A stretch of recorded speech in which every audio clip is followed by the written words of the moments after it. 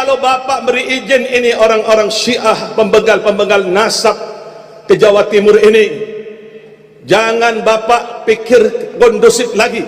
Saya jamin Jawa Timur, Probolinggo berani tidak akan mungkin kondusif. Pasti akan terjadi konflik karena mereka menaburkan fitnah kepada para habaib, karena mereka menaburkan kebencian kepada para habaib.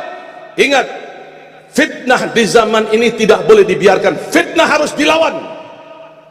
Oknum yang datangnya dari Banten ini, yang mereka sok-sok mereka ini ahli nasab, padahal mereka ini bodoh, tidak mengerti apa. Dampak dari hasil penelitian ini sangatlah banyak di lingkungan kita masing-masing.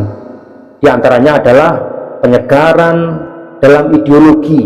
Misalnya sekarang masyarakat tidak lagi mengkultuskan Ba'alawi secara berlebihan, tidak ada politik identitas, juga tidak ada lagi kesenjangan dalam hubungan sosial, yaitu interaksi antar sesama manusia. NKRI, Pancasila, Pancasila, Aswaja, Nusantara, PWGLS, Nahdlatul Ulama.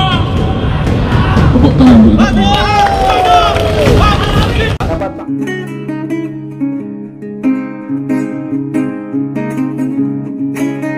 Pendapat Pak Muhajir ini sama dengan pendapat Pak Rizik yang berambisi untuk membatasi ruang gerak bagi tim peneliti nasab Ba'alawi atau siapapun yang membahas nasab Ba'alawi. Sikap overprotektif yang dilakukan oleh Ba'alawi ini yang mengarah ke level kekerasan, jika kita lihat dari ilmu psikologi, adalah dampak dari kepanikan yang dirasakan oleh oknum Ba'alawi itu sendiri.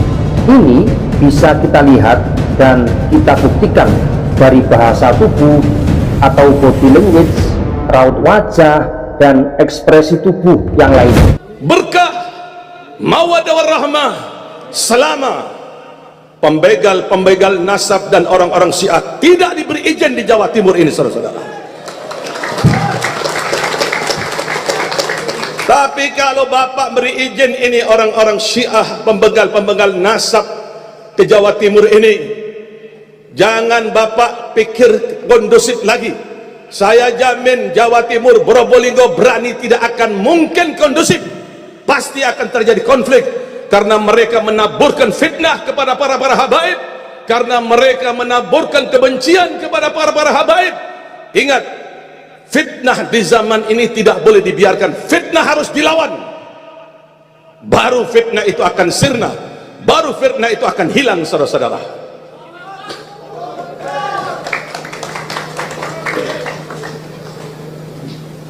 Mereka pembenci para habaib, memutuskan Thariqah Saada ala Ba'alwi, keturunan Ba'alwi. Dari mana referensi kitab tesis mereka itu?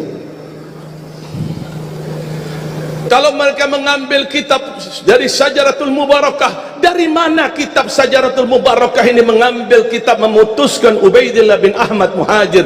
Sampai sekarang tidak ada jawaban, saudara-saudara.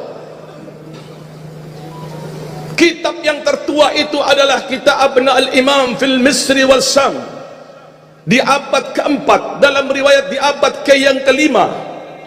Tidak ada satupun ahli nasabah yang memutuskan nasab atau mengatakan kitab Abna al-Imam fil Misri wal Syam itu adalah kitab-kitab palsu. Tidak ada satupun, kecuali oknum-oknum yang datangnya dari Banten ini, yang mereka sok-sok mereka ini ahli nasab, padahal mereka ini bodoh, tidak mengerti apa-apa. Mereka ini adalah orang-orang suruhan yang ingin mengacaukan NKRI, yang ingin menghancurkan NKRI dari dalam, saudara-saudara.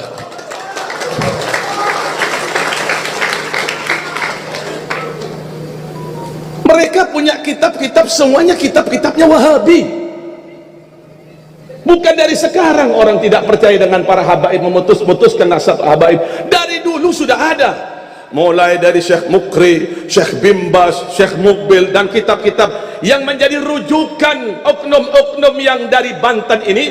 Semuanya adalah kitab-kitabnya Wahabi. Di Indonesia ini tidak berakidah Syiah, tidak berakidah Wahabi, tetapi akidahnya ahli sunnah wal jamaah, berjalan dengan apa yang diajarkan oleh Ki Hasyim Asy'ari, pendiri-pendiri NU, sampai sekarang tidak akan pernah putus untuk selama-lamanya. Saudara-saudara, Waalaikumsalam warahmatullahi wabarakatuh.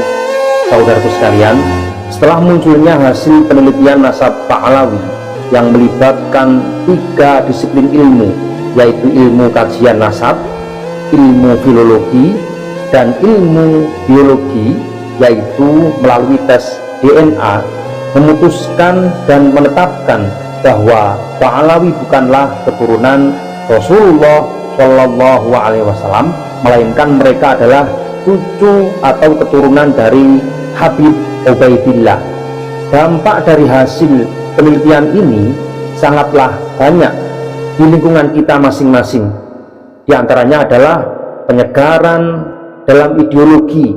Misalnya sekarang masyarakat tidak lagi mengkultuskan Pahlawi secara berlebihan, tidak ada politik identitas, juga tidak ada lagi kesenjangan dalam hubungan sosial, yaitu interaksi antar sesama manusia. Kemudian masyarakat yang cerdas bisa memahami betapa pentingnya memiliki jiwa nasionalis, yaitu memiliki jiwa cinta terhadap tanah air sendiri, cinta terhadap produk lokal, cinta terhadap sesuatu apapun yang lahir dari bangsa kita sendiri.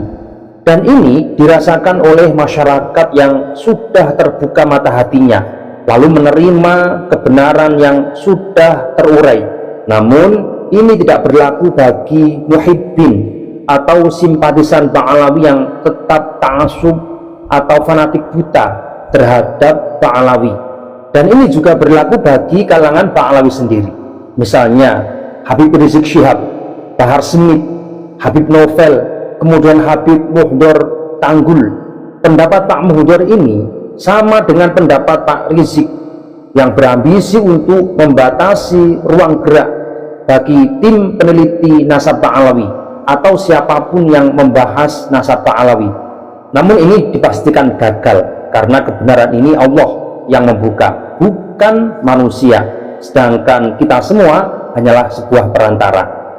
Ambisi Pak Muhdor ini lebih ekstrim daripada yang lain, yaitu ingin mengejar dan mempersekusi, bahkan memberi shock terapi. Dan ini memiliki makna yang dalam, teman-teman, istilah shock terapi ini, bagi siapapun yang ingin membahas nasab Pahlawi di ruang publik. Dan ini lebih mengarah pada kekerasan baik fisik maupun mental, karena di situ yang terjadi adalah intimidasi atau pengancaman terhadap siapapun yang membahas nasab Pahlawi di ruang publik. Saudaraku sekalian, sikap overprotective yang dilakukan oleh Pahlawi ini yang mengarah ke level kekerasan, jika kita lihat dari ilmu psikologi, adalah dampak dari kepanikan yang dirasakan oleh oknum Pahlawi itu sendiri. Ini bisa kita lihat dan kita buktikan dari bahasa tubuh atau body language, raut wajah, dan ekspresi tubuh yang lain, yang mengindikasikan adanya kepanikan pada tokoh-tokoh Pahlawi ini, sehingga mereka meluapkan emosi dan kekesalan itu melalui beragam cara atau beragam ekspresi, walaupun itu terkesan asal-asalan dan ngawur, karena mereka menganggap ini adalah ancaman berat bagi Pahlawi. Dengan nada tinggi dan suara lantang, Pak Muhdor menyebar provokasi dan fitnah dengan mengatakan Kiai Madudin dan kawan-kawan adalah kelompok Dajjal yang dilabeli sebagai kelompok pemecah belah umat. Ini kan sangat ironis, teman-teman. Saudaraku sekalian, Pak Muhdor ini adalah oknum Pahlawi yang selalu ketinggalan kereta. Orangnya keras kepala, temperamen, pemarah, miskin informasi, sehingga ketika menghadapi masalah apapun, marahnya selalu didahulukan. Beliau ini kemarin yang mengatakan bahwa ulama 4 madhab, yaitu Imam Hanafi, Imam Maliki, Imam Syafi'i, dan Imam Hambali, mengisbat atau menetapkan nasab Pahlawi dan juga bagian dari muhibbin bagi Pak Alawi itu sendiri. Padahal ulama 4 madhab ini jauh lebih tua dan tidak kenal dengan yang namanya Ubaidillah yang diklaim sebagai datuk bagi Pak Alawi. Ini sangat memalukan dan menjijikkan, karena demi gila hormat mereka ngarang cerita bahwa orang-orang besar selalu cinta dengan Pak Alawi, selalu cinta dengan mereka. Lalu Pak Muhdor juga berorasi dengan penuh percaya diri bahwa dia sudah menemukan kitab abad keempat, yaitu kitab karya Ibnu Toba yang bernama kitab Abnaul Imam. Padahal sejak awal penelitian, kitab ini bagian dari objek yang diteliti, dan ternyata kitab ini adalah kitab palsu yang tidak bisa dijadikan rujukan dalam berbagai hal, khususnya berkaitan dengan penetapan nasab Pak Alawi yang diklaim oleh Pak Muhdor itu. Saudara sekalian, beginilah jadinya jika menghormati seseorang secara berlebihan. Pak Muhdor ini mulai dari ayah dan kakeknya, terutama Habib Soleh, sangat diagungkan oleh masyarakat pada zamannya, membuat keluarganya atau anak cucunya lupa daratan, yaitu terbuai dengan penghormatan-penghormatan yang mereka terima dari masyarakat. Termasuk Pak Muhdor ini adalah cucu dari Habib Soleh. Dia mengira saat ini masih laku jualan nasab leluhurnya, padahal sama sekali tidak. Saat ini masyarakat sudah muak dengan perilaku Pak Alawi. Demi bertahan hidup harus rela menjadi penipu dengan memasukkan nasab Rasulullah Shallallahu Alaihi Wasallam yang diakui sebagai datuk bagi Pak Alawi. Padahal semuanya zong, semuanya kosong.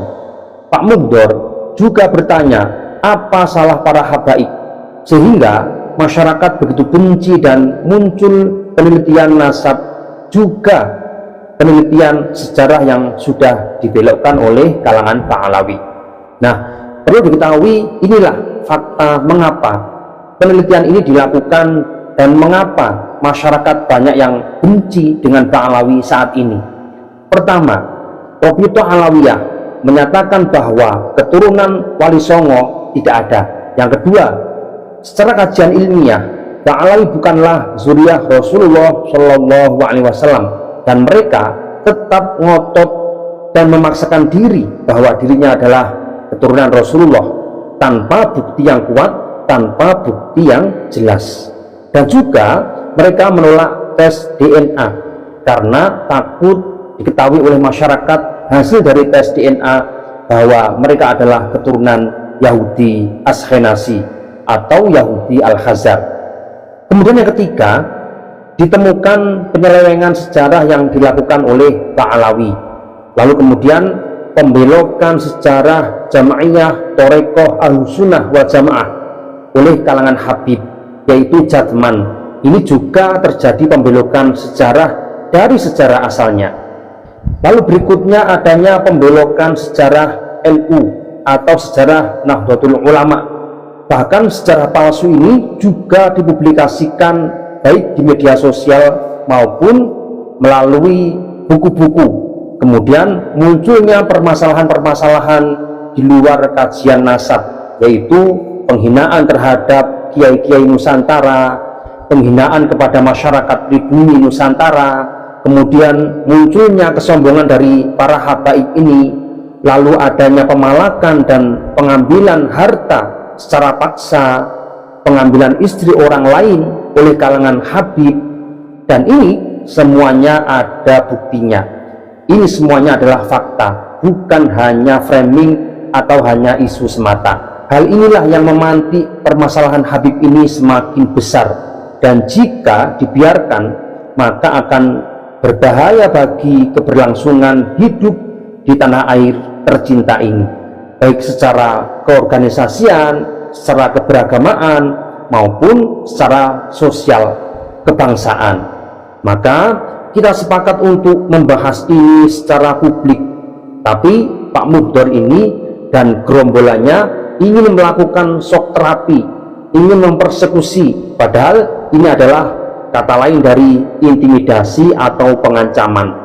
perlu diketahui bahwa menyampaikan pendapat di ruang publik ini dilindungi oleh Undang-Undang Dasar 1945. Apalagi yang kita bahas ini adalah fakta ilmiah dan fakta sejarah, tentu memiliki nilai kemanfaatan tinggi bagi masyarakat, khususnya untuk peningkatan kekayaan khazanah keilmuan kita. Dan ini diatur dan tertuang dalam pasal 28 Undang-Undang Dasar 1945 yang berbunyi, kemerdekaan berserikat dan berkumpul, mengeluarkan pikiran dengan lisan dan tulisan dan sebagainya ditetapkan dengan undang-undang. Ini bunyi daripada undang-undang yang mengatur dan melindungi kita ketika kita mengutarakan pendapat, baik melalui lisan, misalkan lewat video seperti ini, atau melalui tulisan atau karya, semuanya terlindungi oleh undang-undang tersebut. Nah, melihat pasal ini, maka siapapun tidak punya hak untuk melarang, mengintervensi, dan menghalang-halangi kajian ilmiah berkaitan dengan nasab Ba'alawi ini. Lalu mengapa Pak Mugdor menghalang-halangi dengan mengerahkan massa, mengerahkan gerombolannya, yang mana gerombolan itu diduga adalah mantan gerombolan FPI yang sudah dibubarkan atau bagian dari organisasi terlarang di Indonesia. Lalu kemudian mereka mengancam akan mengejar siapapun yang membahas nasab Ba'alawi. Perhatikan teman-teman, Pak Mugdor ini bisa terkena pasal berlapis jika dia tidak bertaubat. Kemarin dia berkuar-kuar, jika keamanan tidak bisa menghentikan ini, maka kami akan bergerak sendiri. Padahal keamanan ini yang bertanggung jawab seluruhnya di masyarakat. Lalu mereka akan melangkah lebih jauh, melebihi daripada keamanan. Maka ini akan berbahaya bagi Pak Mugdor dan kawan-kawan. Berhati-hatilah. Nah, Pak Mugdor akan terkena pasal berlapis, diantaranya yaitu pertama, pasal intimidasi, yaitu tindakan yang dilakukan seseorang atau sekelompok orang untuk menakut-nakuti atau mengancam orang lain dengan tujuan memaksa atau mempengaruhi. Ini sudah diatur dalam pasal 335 KUHP, Undang-Undang Dasar nomor 1 tahun 1946. Dan ini pelakunya akan dipidana penjara, yaitu 1 tahun 4 bulan atau denda Rp4.500.